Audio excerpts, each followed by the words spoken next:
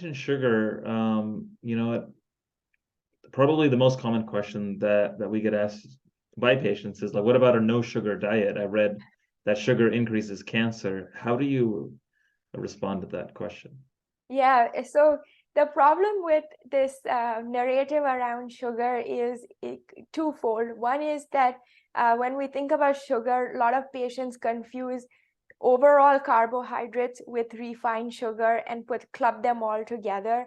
And this is a case I feel of like throwing the baby out with the bathwater as an example in terms of when we think about carbohydrates, we're thinking about complex carbohydrates and refined carbohydrates. Refined carbohydrates are like your simple sugars, and those are the ones that we want to avoid or reduce. But the complex carbohydrates is where our whole grains fall, and whole grains are actually associated with reduced risk of cancer as well.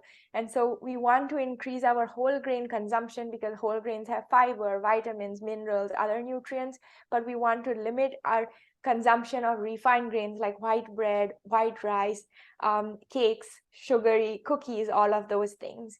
And when we talk about does sugar feed cancer, it's important to know that carbohydrates or any of the smallest molecule, whether it's protein, fat, or carbohydrates, once it's broken down, our body is going to use the source of energy that our cells use is glucose. So whether you eat more protein or fat, and don't eat carbohydrates, your body is going to break down the protein and fat to eventually form glucose so that your cells can use it for energy. So we are built to use glucose for our cells, and we cannot try to starve the cancer cells without starving our other cells.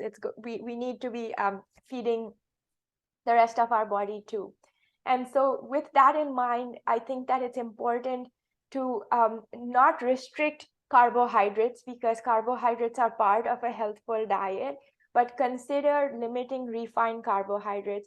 Sugary foods can lead to rises in insulin and insulin spikes, rises in IGF-1, and these molecules have been associated with an increased risk of cancer. So that's one way that,